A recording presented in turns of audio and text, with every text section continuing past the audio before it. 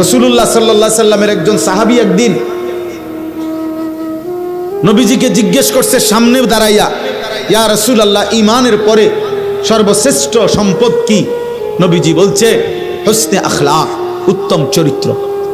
ওই সাহাবী ডান দিকে দাঁড়াইয়া আবার জিজ্ঞেস করছে, ইয়া রাসূলুল্লাহ, ঈমানের পরে সর্বশ্রেষ্ঠ নিয়ামত কি?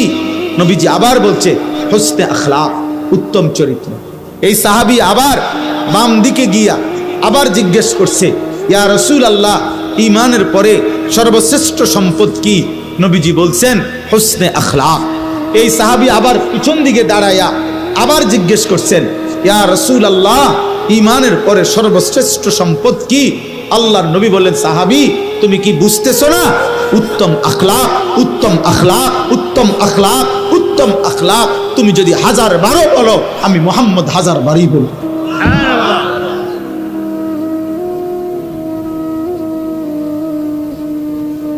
যার আখলাক নাই তার জীবনে কিচ্ছু নাই রে আব্বা।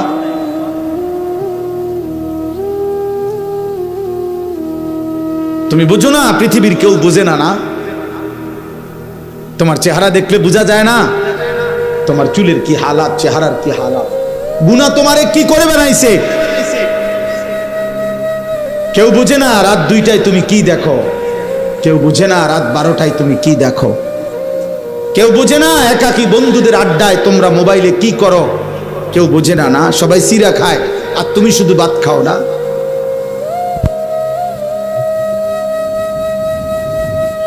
তুমি শুধু চালাক এই পৃথিবীতে, না আর বাকি সব বোকা। হে যুবক, মনে রাখো, তোমার মোবাইল দিয়া, তোমার কথা দিয়া, তোমার আখলাক দিয়ে তুমি যতগুলো ছেলেকে নষ্ট করতেছ, আল্লাহর কসম, ওদের জীবনের সমস্ত গুনার সমপরিমাণ শাস্তি নাফরমান তোকে ভোগ করতে হবে। তোর মোবাইল থেকে যত ছেলে উলঙ্গ ছবি আর বেহায়া ছবি দেখছে, যতজনকে নষ্ট করার পিছনে তোমার অবদান ছিল, খোদার কসম, আল্লাহ ওয়াদা দিছে, লাহুম আযাবুন আলীমুন ফিদ দুনিয়া ওয়াল আখিরা। আমি আল্লাহ এমন নাফরমান যে অশ্লীলতা ছড়িয়ে দিল, বেহায়াপনা ছড়িয়ে দিল, অসভ্যতা ছড়িয়ে দিল, আমি তাকে দুনিয়াতেও আযাব দেব, আখিরাতেও আযাব। আমি তোকে অপমান করব, আমি তোর বংশে পর্যন্ত অপমান করব। এজন্য কোনো নাফরমান পাপী আর কোনো দিন মানুষ নামে পৃথিবীতে উচ্চারিত হয় না। বা পরে আজীবন মানুষ পাপের নামে ডাকে। কোনো সুদখোরকে মানুষ আর মানুষ নামে ডাকে না, এরপরে তাকে আজীবন মানুষ সুদখোর বলে। কোনো নেশাখোরকে মানুষ আর মানুষ নামে ডাকে না, বলে সুদ নেশাখোর, মদখোর, গাঁজাখোর, বাবাখোর। কোনো জুয়ারিকে মানুষ আর মানুষ নামে ডাকে না, বলে ও একটা জুয়ারি, ও একটা জুয়ারি। কোনো জেনাকার ব্যভিচারীকে মানুষ আর মানুষ নামে ডাকে না। একটা চরিত্রহীন, একটা লম্পট, একটা জেনাকার, একটা ব্যভিচারী, একটা অসৎ, এই ছাড়া অন্য নামে বলে না। তোমার কপালে এটাই জুটবে। অন্ধকারের গুনাহ, আল্লাহর নবী বলছে, উম্মত, তোমার রাত্রি গভীরের একাকী গুনাহ, অন্ধকারের, খোদার কসম নবী বলছে, দিনের আলোতে আল্লাহ তোমার চেহারায় ভাসায় দিবে। ইউরাফুল মুজরিমুনা বিসীমাহুম, কোরআনে আল্লাহ বলছে, প্রত্যেক পাপীকে চেনা যাবে তার গুনার চিহ্ন দেখে। গুনাই বলে দিবে, গুনাই বলে দিবে, গুনাই বলে দিবে। এক বেলা নামাজ পড়তে মন চায় না, কারণটা কি বোঝো না? গুনাহ। মসজিদে তোমার আজান হয়, তোমার কলিজার মধ্যে একটু নড়েও না, কারণটা তুমি আস্তে, আজান হইছে, মুসল্লি মসজিদে ঢুকে, তুমি আস্তে এক সাইডে চলে গেলা।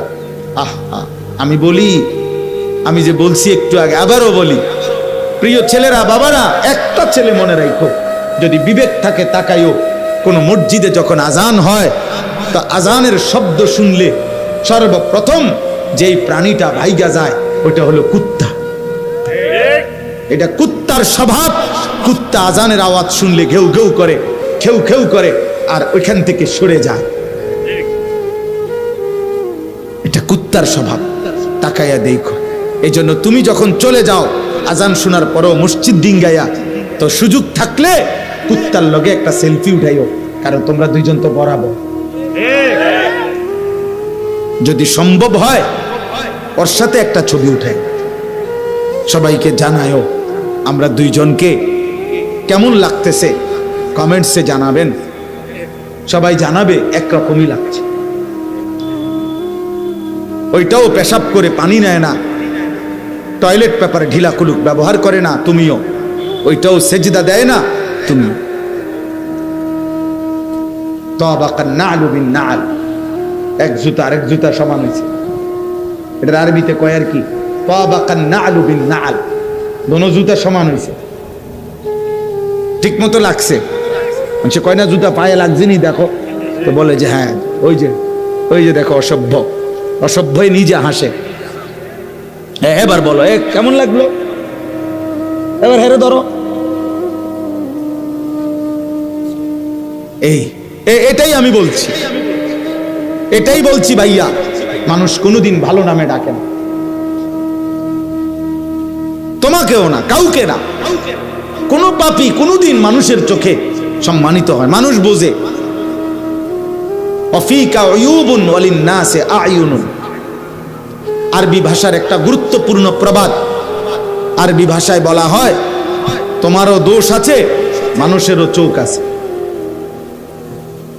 তোমারও কি আছে, মানুষেরও কি আছে, মানুষ বুঝে, মানুষ বুঝে। মানুষ জুনায়েদ বাগদাদিকে ডাকাইত বলে না, ডাকাইতের জুনায়েদ বাগদাদি বলে না। মানুষ ইমানদারকে চরিত্রহীন বলে না, চরিত্রহীনকে, লম্পটকে ইমানদার বলে না। অতএব এটাই সত্য। আমি বললাম ভাই, প্রিয় ভাই, নিজের উপরে দয়া করো। তোমার কথা শুধু তোমারে বললাম, এই পৃথিবী বাদ দাও, ঠিক আছে, তুমি স্বার্থপরের মতো হইলো কমপক্ষে নিজের নিয়ে একটু ভাবো, তবুও নিজেকে নিয়ে ভাবো। মহান আল্লাহ পাক রব্বুল আলামিন আমাদেরকে বারবার এটা বলছেন, বান্দা আমি সূরা ফাতিহার প্রথম 4টা আয়াত পড়ছি, এই উদ্দেশ্যে বুঝাইতে চাইছি, লম্বা ব্যাখ্যা না, শুধু এই ছোট্ট কথাটাই বলতে চাইছি যে আল্লাহ তাআলা আমাদেরকে শুরুতে বলছে সূরা ফাতিহা, প্রতিনিয়ত বলছে, প্রতিদিন আমাদের জবান দিয়া, সেই সকাল, ফজর, জোহর, আসর, মাগরিব, এশা, প্রত্যেক রাকাতে আল্লাহ আমাদের মুখ দিয়া উচ্চারণ করায় আলহামদুলিল্লাহ সূরাটা। এতবার বলায়, এতবার এতবার এতবার এতবার, যেন বান্দা 1 মিনিটের জন্য ভুলে না যাও। ভুললে বিপদ আছে রে বান্দা। এই জন্য আল্লাহ বলছে সকালে বলো আলহামদুলিল্লাহ, দুপুরেও বলো, বিকালেও বলো, সন্ধ্যায়ও বলো, রাতেও বলো, আওয়াবিন পড়লেও বলো, ইশরাক পড়লেও বলো, চাষ্ট পড়লেও বলো, তাহাজ্জুদ পড়লেও পড়ো, 5 ওয়াক্ত নামাজ পড়লেও বলো, যত নফল পড়বা আলহামদুলিল্লাহ পড়ো, যত সুন্নত পড়বা আলহামদুলিল্লাহ পড়ো, ওয়াজিব নামাজ পড়বা আলহামদুলিল্লাহ পড়ো, ফরজ নামাজ পড়বা আলহামদুলিল্লাহ পড়ো। বান্দা ভুইলো না, এটা তোমার খুব দরকার, খুব দরকার, খুব দরকার, খুব দরকার, বারবার দরকার, মনে রাখা দরকার, ভুলে না যাওয়া দরকার। কি কি বলতে চাইছে আল্লাহ প্রথম 3 আয়াতে আমাদের কাছে সংক্ষেপে আল্লাহ তাআলা একটা ভারসাম্যপূর্ণ কথা বলছে। আলহামদুলিল্লাহি রাব্বিল আলামিন, আল্লাহ বলছে বান্দা সমস্ত প্রশংসা আল্লাহর জন্য। কেন আল্লাহর জন্য সব প্রশংসা? আল্লাহ বলেন সব যে আমার, কথা বলে না, সব কার?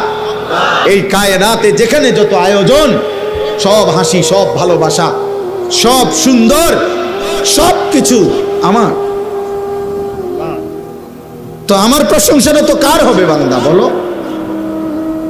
আলহামদুলিল্লাহ, আলহামদুলিল্লাহ, আল্লাহর প্রশংসা। আল্লাহ বলেন রব্বিল আলামিন, আমি শুধু এই সৃষ্টি জগতের সৃষ্টিকর্তা না, বরং আমি এই জগতের সব কিছুর রব, পালন কর্তা।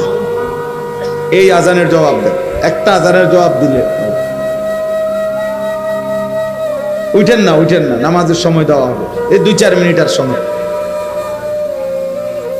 আজানের জবাবে আশহাদু আন্না মুহাম্মাদার রাসূলুল্লাহ এটা যখন মুয়াজ্জিন বলে, তো আমরা যারা শুনে তাদেরও দায়িত্ব হুবহু এটা বলা, এরপরে সাল্লাল্লাহু আলাইহি সাল্লাম বলা।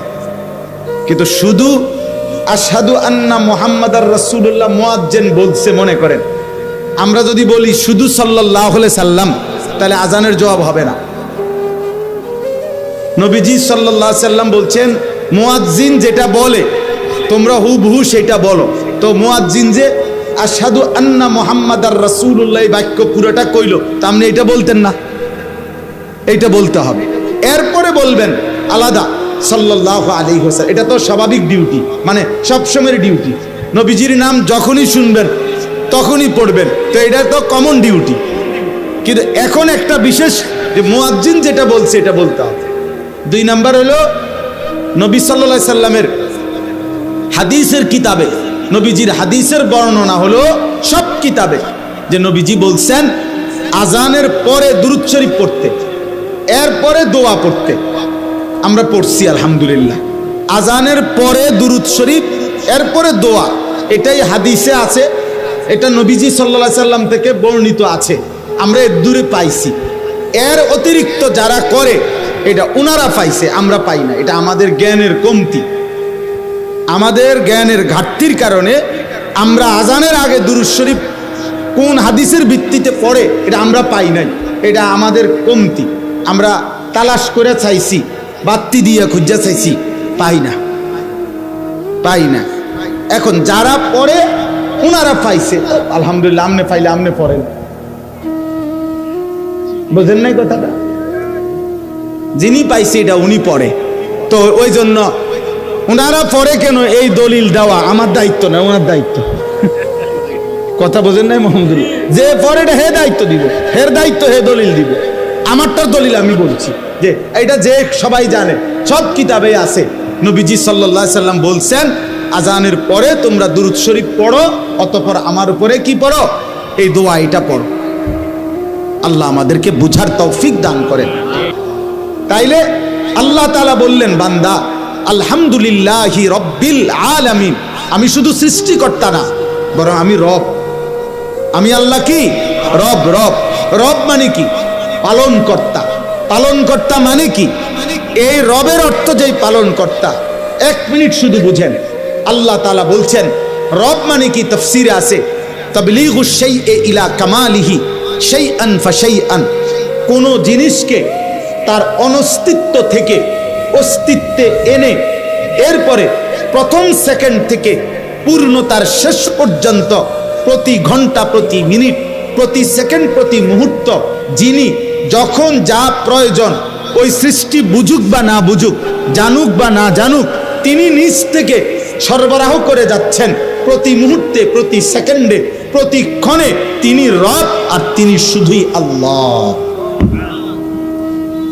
এমন সত্তা আর কেউ হইতে পারে না।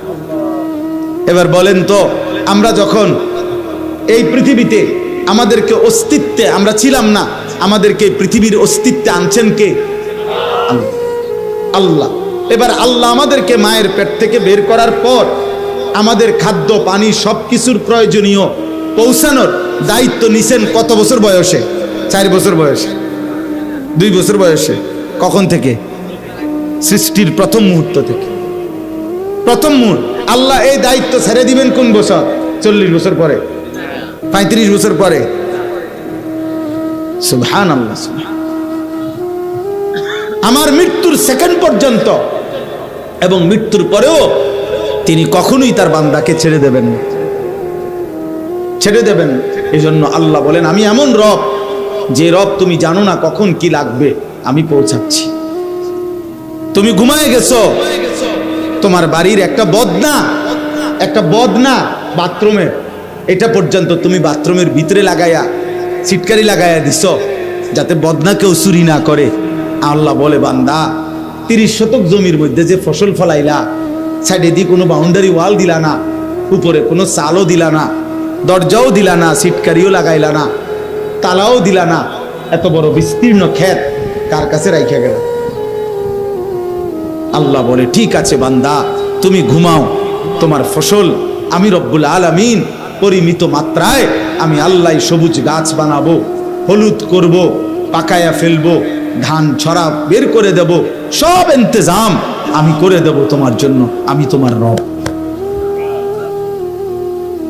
আমি তোমার রব। তুমি ডাকলেও আমি তোমাকে দেব, তুমি না ডাকলেও আমি তোমাকে দেব।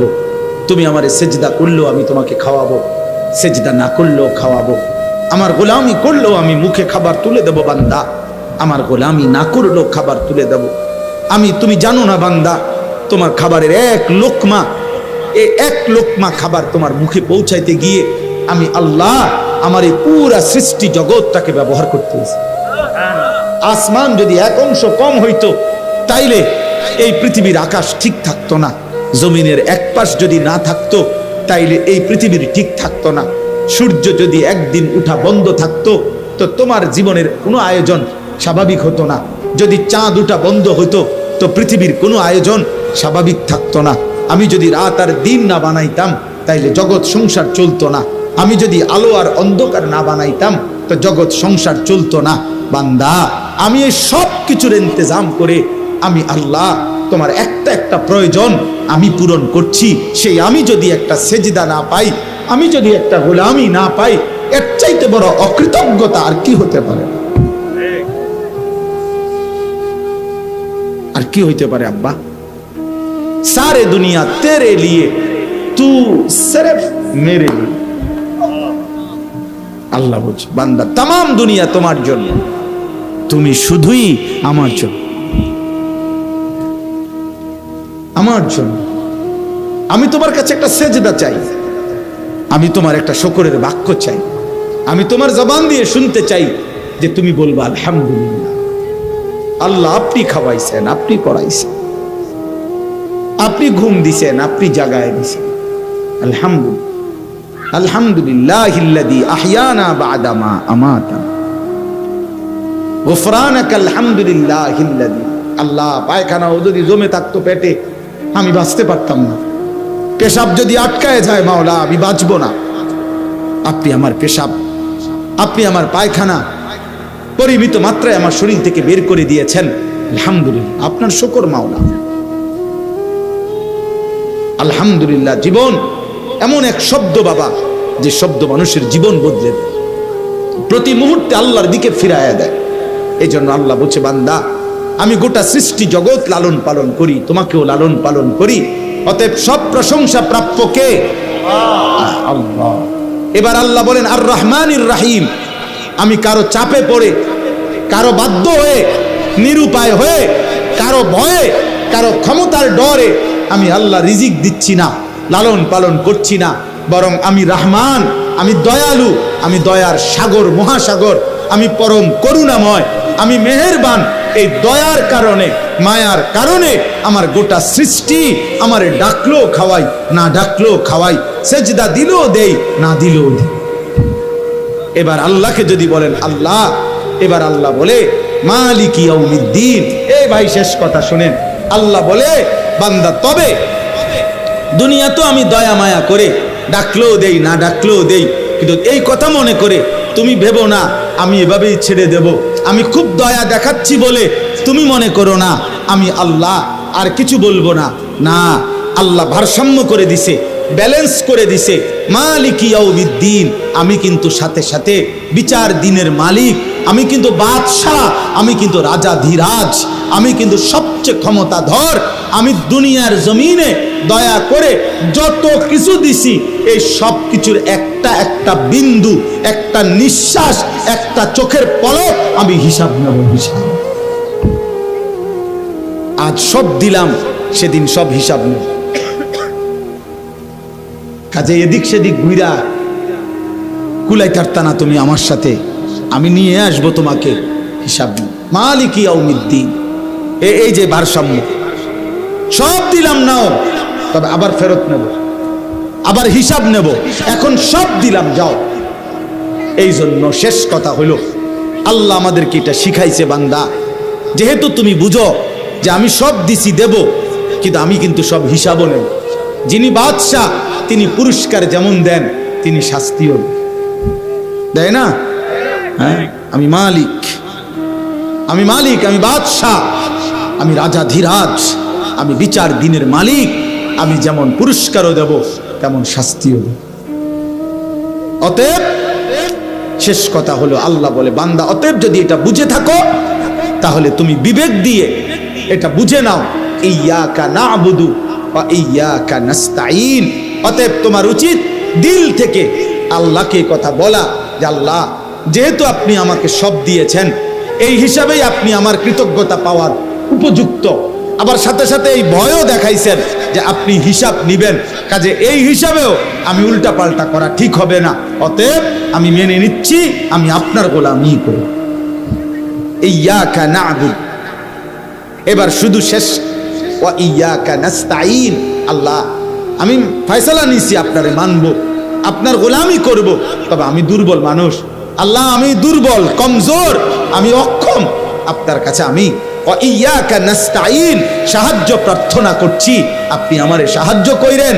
আপনি যদি আমারে তৌফিক দেন, সাহায্য করেন, আমি সেজদাও দিতে পারবো, গোলামিও করতে পারবো, হালাল পথে চলতেও পারবো। আল্লাহ বলছে আচ্ছা ঠিক আছে, বলি আব্দি মা সাআলা। পরিষ্কার হাদিসে আছে, কোন বান্দা যখন দিল থেকে সূরা ফাতিহা পড়ে, আল্লাহ প্রত্যেক আয়াতের জবাব দেয়। আর আল্লাহ বলে বলি আব্দি মা সাআলা, এই শব্দ আছে হাদিসে। আল্লাহ নিজে বলে, বান্দা তুমি যা চেয়েছো তাই তোমাকে দেওয়া হবে, তুমি যা চেয়েছো তাই তোমাকে দেওয়া হবে। তুমি আমার সাহায্য চাইছো, আমি করব, আমি করব, তুমি শুধু বলো আমার গোলামি করবা কিনা।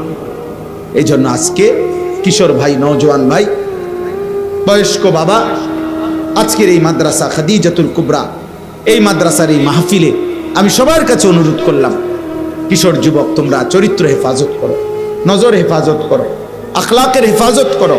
নারী দেখো না, অস্থির ছবি দেখো না বাপ, হারাম জীবনে কাটাইও না বাপ। এই জীবন 2 পয়সার মূল্য থাকবে না, কেউ তোমার দিকে থুতুও মারবে না, কেউ মনে রাখবে। ফেরাউনের নাম এত বড় গাদ্দার, এই গাদ্দারের নাম পৃথিবীর কোন কুত্তার নামও নাই, নমরুদ নামে কোন কুত্তার নামও নাই, আবু জেহেল নামে কোন কুত্তার নামও নাই।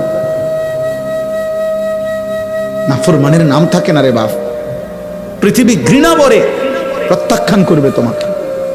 তুমি নষ্ট হয়েও না, সেজদা দাও, নামাজ পড়ো, আল্লাহর গোলামি করো। আর বাবাদের সবাইকে বলি, জীবনটা সুন্দর করে, শেষ বয়সটা নবীজির একটা একটা সুন্নাত প্রত্যেকে আমল করার চেষ্টা করে। নবীর সুন্নাত, এটাই আমাদের জীবন। সুন্নাতেই আখিরাত, সুন্নাতেই ভালোবাসা, সুন্নাতেই অনুসরণ, সুন্নাতেই আল্লাহর মহব্বত, সুন্নাতেই জান্নাত, সুন্নাতেই কামিয়াবি, সুন্নাতেই আমলনামা ডান হাতে, সুন্নাতেই ফুলসেরাত বিজলির মতো পার হবে। সুন্নাত বিহীন জীবন সুন্দর হয়। আমরা প্রত্যেক দিন সুন্নাতের বই বিক্রি করি। এই যে তালিমুস সুন্নাহ, প্রতিদিন আমার গাড়িতে আমি বিক্রি করি একটা সুন্নাতের বই, 600 পৃষ্ঠা ব্যাপী, বাংলা ভাষায় 600 পৃষ্ঠায় পূর্ণাঙ্গ প্রামাণ্য নবীর জীবনের ছোট্ট থেকে ছোট্ট বড় সকল সুন্নাত এই কিতাবটার মধ্যে আছে। আমাদের ঢাকা গাজীপুরের বাংলাদেশের একজন বড় বুজুর্গ আল্লাহওয়ালা অধ্যক্ষ মিজানুর রহমান চৌধুরী কাপাসিয়ার হজরতের এই বই লেখা। অনেক ওলামায়ে কেরামের তত্ত্বাবধানে হজরত এই বইটা লিখছেন।